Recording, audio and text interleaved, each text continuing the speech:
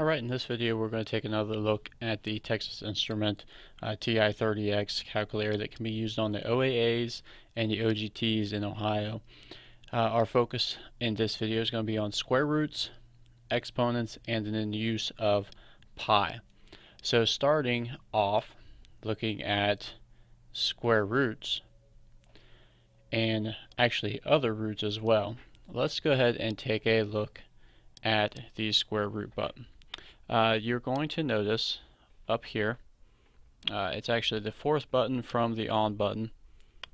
You'll see an x squared, and above that you'll see a little yellow square root button. Remember to get to any of the yellow items that are above the buttons, you actually have to push the second button that you see here, so that yellow button. So what we're going to do, now in some calculators, some of the cheaper calculators, you actually push the number. Let's do an easy one, so like 49, and then you push the square root button,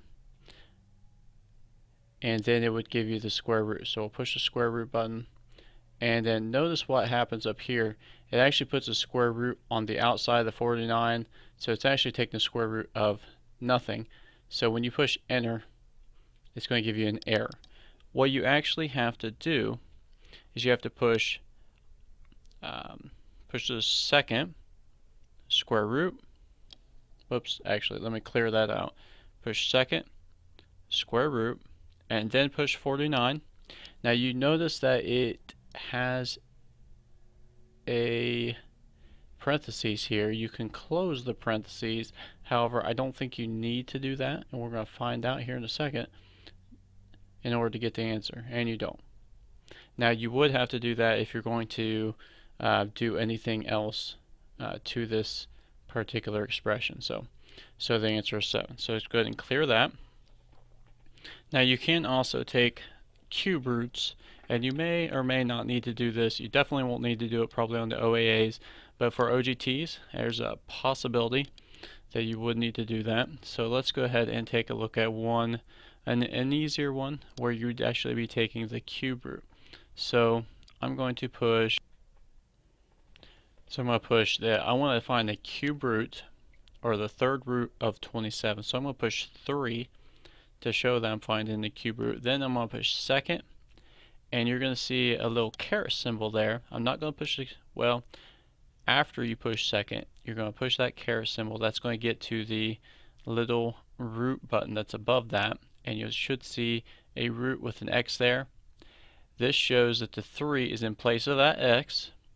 Push 27, and then push enter, and you'll find that the third root of 27, or the cube root of 27, is 3, which means 3 times 3 times 3.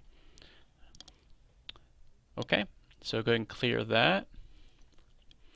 And if you basically define the cube root of any number, now you could potentially find 6th root, 3rd, 4th, 5th, 6th, 7th root, but you should not need that on the OAs or OGTs.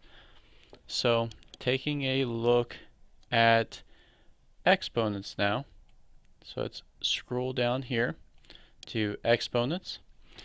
There are 2 buttons that we're going to focus on. The first one is this little x squared button, and the second one's going to be that caret. So focusing on the x squared button, let's go ahead and let's say 21. I want to find 21 squared. To do that, type in the 21 and then click on the x squared button. Notice it shows a squared here, and then push enter, and voila, there you go. So you have 21 squared. So that's pretty easy, pretty simple as far as the square button. Now if you want to find like a third root, or I'm sorry, not the third root, but an exponent of 3 or exponent of 4, so cubed would be 3. You would actually type in, let's go ahead and stick with the 21. I want to press that caret button and then 3, so that basically just says 21 to the 3rd power, or 21 being multiplied 3 times. Push enter. See, that's 9,261. And again, you could actually find to the 4th power, so 21 multiplied 4 times, and so on and so forth. So you can put whatever you want in there. So that's what that caret's for, and that's what this x squared symbol is for. And then finally, I just want to finish up with using pi, because pi can actually be used in conjunction with some of these things when you are, especially exponents, when you're dealing with formulas. So if you're familiar with pi r squared, dealing with the area of a circle. So let's say we do have a pi r squared where r is equal to, okay, so using pi r squared, again, pi r squared is finding the area of a circle. You'd have pi times 3 squared, where our radius is 3 for the circle, so 3 units. So what I want to do to type this in, notice you have a little pi, you actually have a separate pi button here.